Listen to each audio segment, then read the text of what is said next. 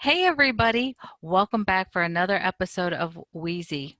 So, as you are aging, do you find some nights sleep eludes you? I know it does me at night some nights, and I find it very frustrating, but I found somebody who might be able to answer some of our questions. So, stay tuned for this episode of Weezy.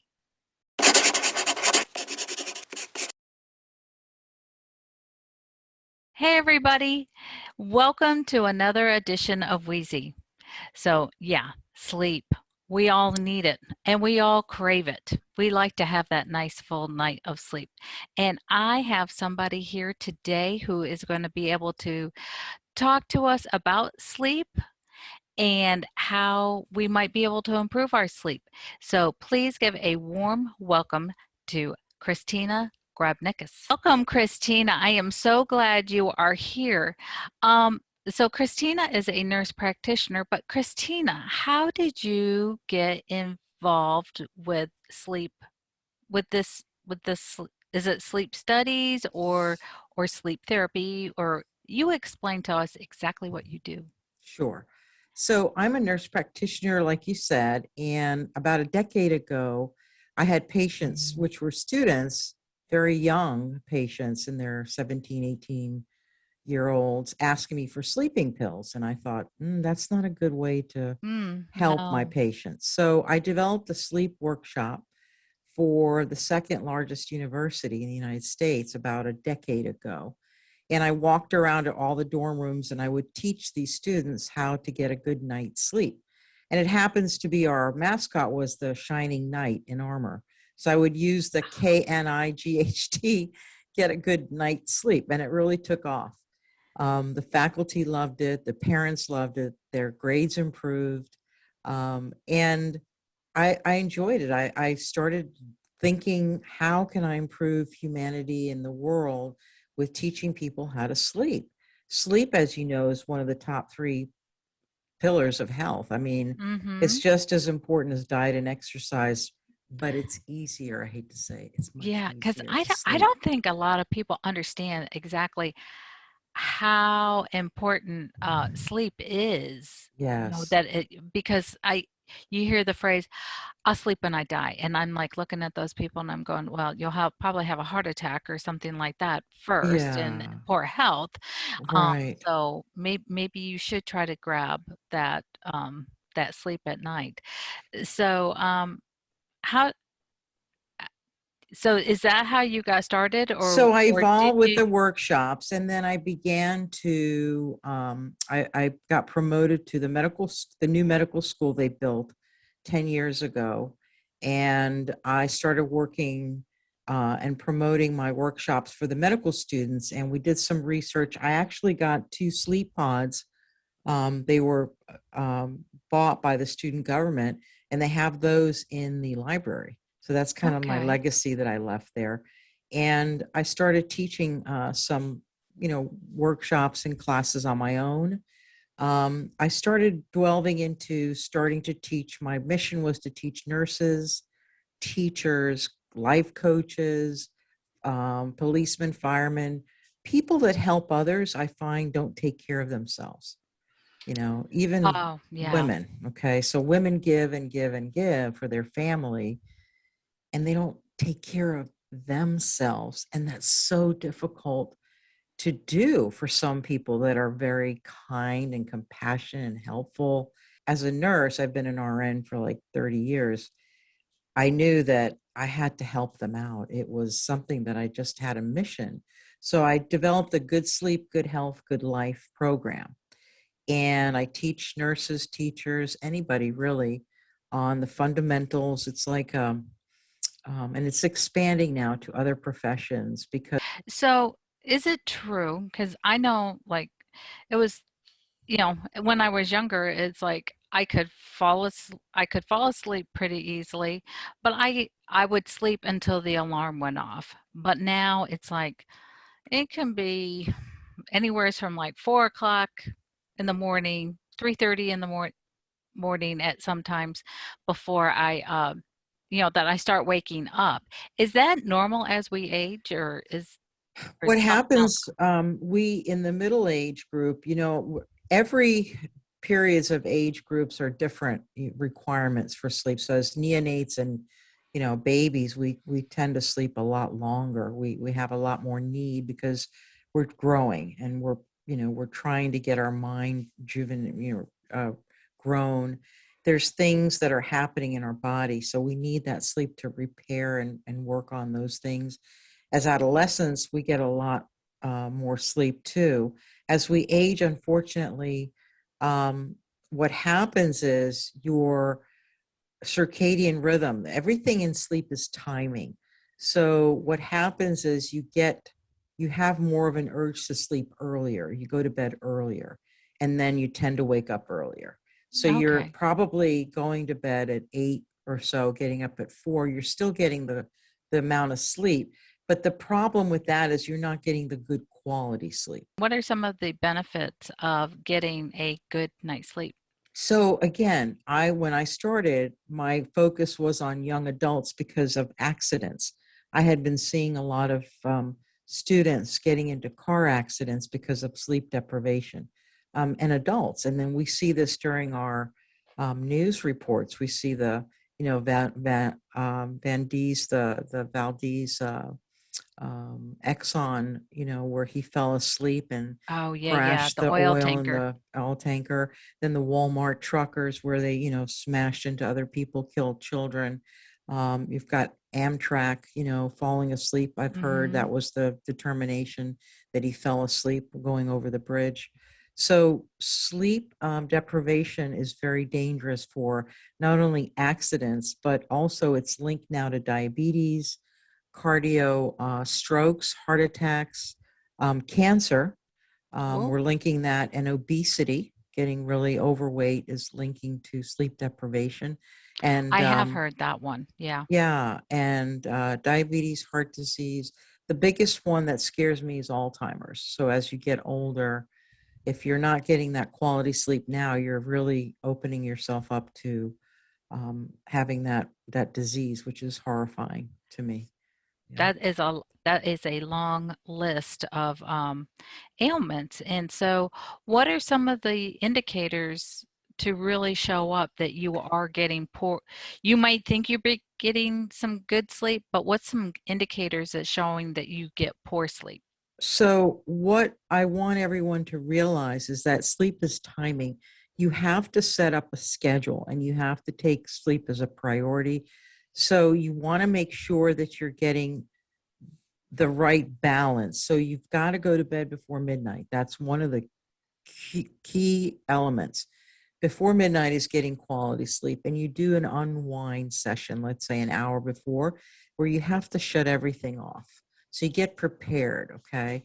Like your blue light, you don't sleep, you don't read in bed, you don't watch TV in bed. Bed is signifies for sleep. And then you have to set up a time where you wake up every day. So you set up a schedule and you try that for 2 weeks, and then you set your circadian clock where you won't even need an alarm clock after 2 weeks. I guarantee it.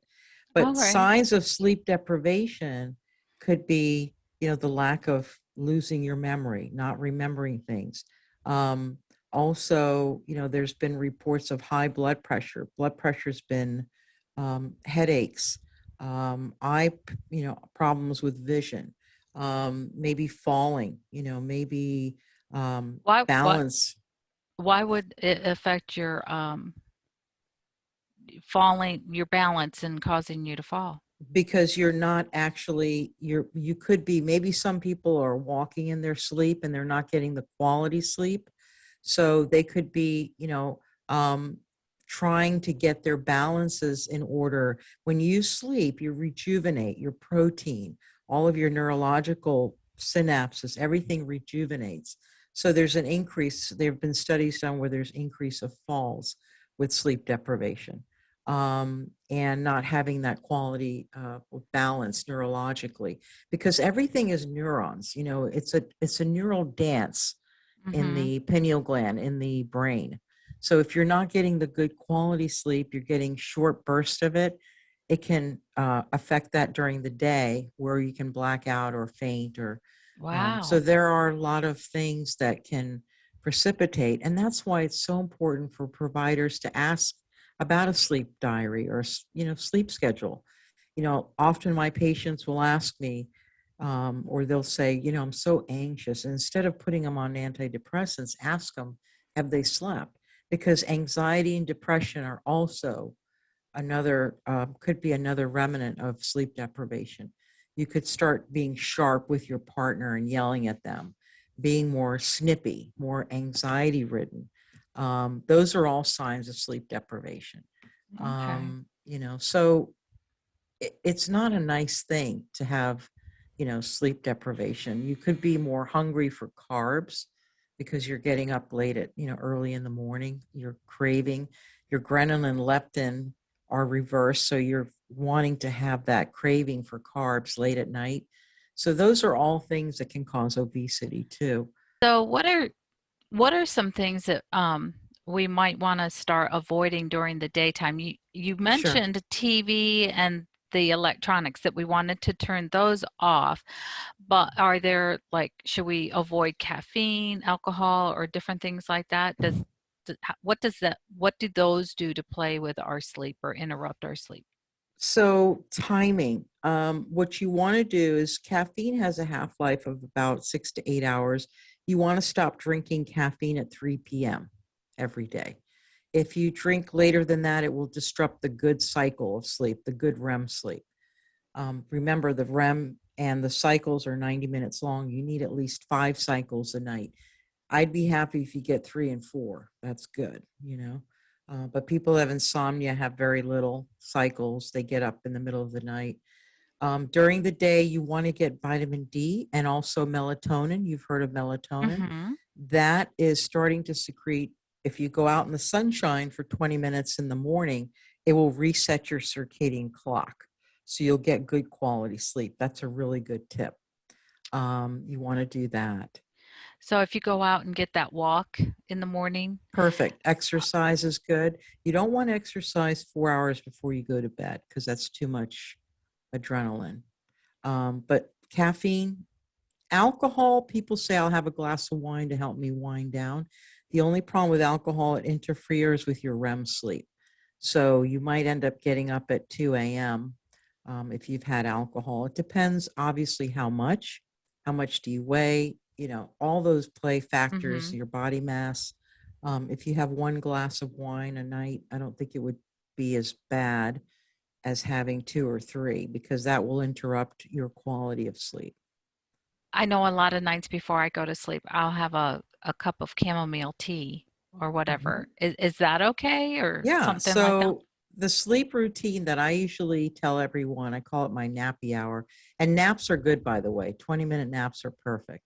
You can do that in the afternoons. I think it really helps people that need to recharge, let's say. Mhm. You first of all set up a go to bed time before midnight and then an hour before you unwind, which I usually you can use music. You can have the lighting is important. You want it to be black and dark in your room. You don't want any lights, even a black light, like a night light. It's not good because the pineal gland will sense that. So you want to have it dark. And some people even wear masks. Those are good. You want to make sure that it's cool. The bedroom has to be about 70 degrees. If it's very hot, you will not sleep. You have to make sure your mattress and a pillow are good because some people, believe it or not, sleep on a flat pancake pillow and then your neck is not supported. You're really struggling to fall asleep Yeah. because your bedding is not, clean or it's you're soaking wet, you're sweaty. Those are all factors that are, maybe you're putting on too many blankets. Your body temperature has to be cool. So I recommend taking a cool shower before you go to bed, and that unwinds your temperature and it makes you feel Oh, better. okay. I have not Chamomile is heard of that one. perfect. Yeah. Yeah, I started that practice this spring. Um, my I have acupuncture, and my acupuncturist goes, "You are just a little, you have your body is excreting out a lot of stress." So I started drinking it, and within 20 minutes, most nights, I am like My eyes are a bobbing. Yeah. So I really like it.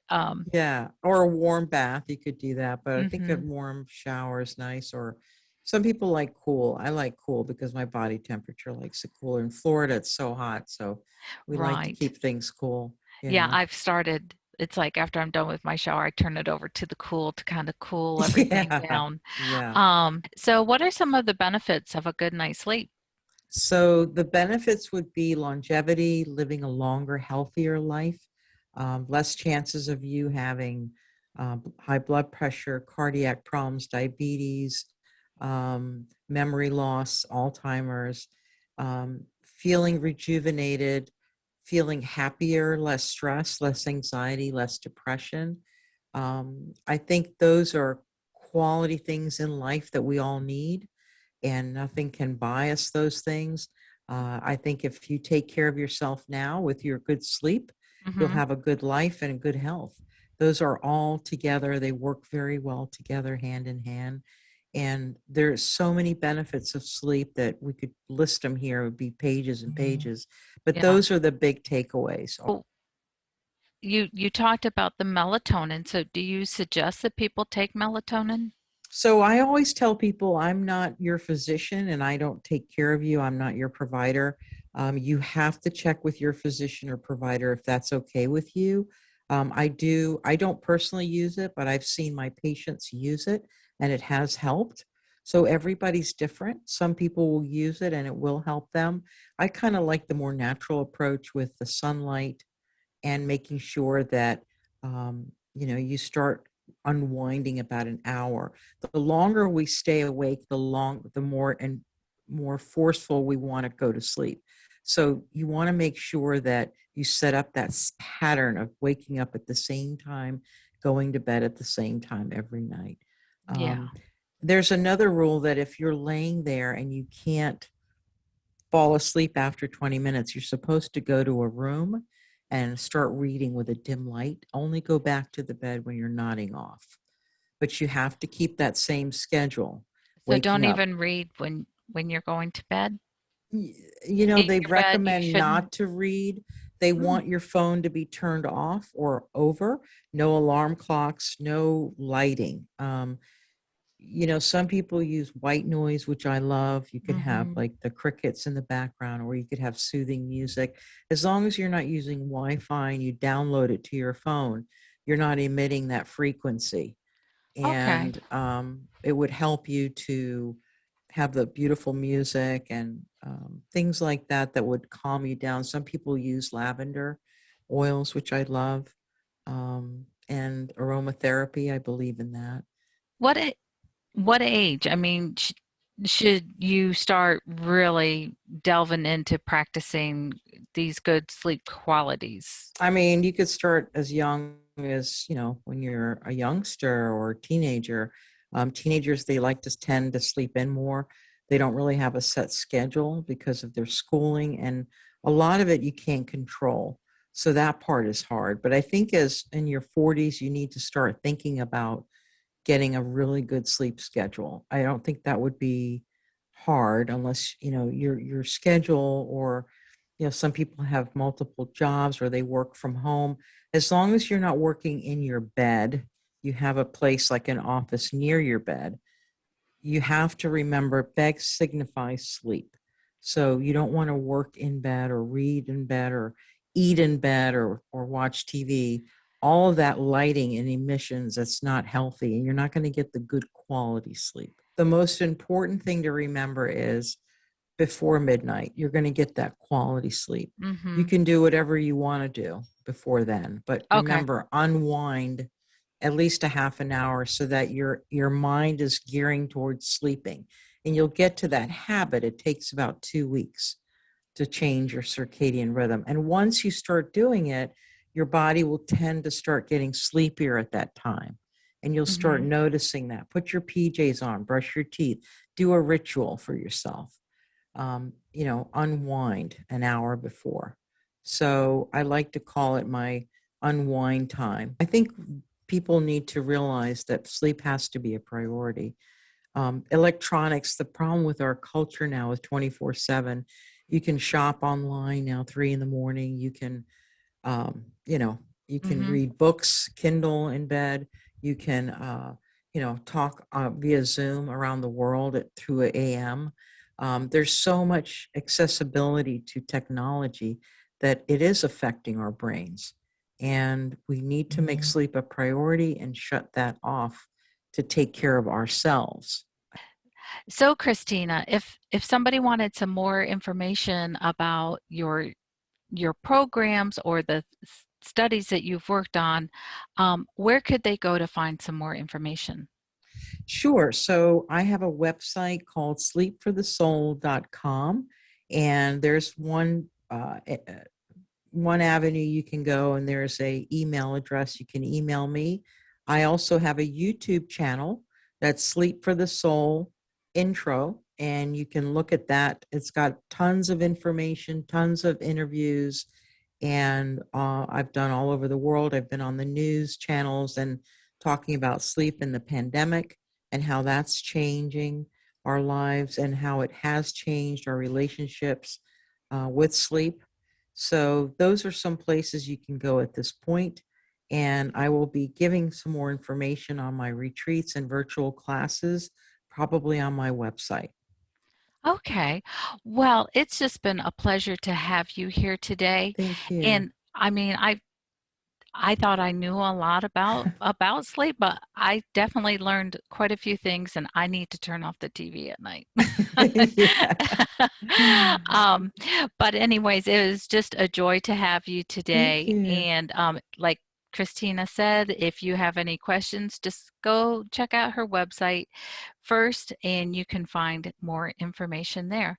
So thank you, Kristina, for being my guest today. Thank you so much. It was a pleasure. Remember, good sleep, good health is good life.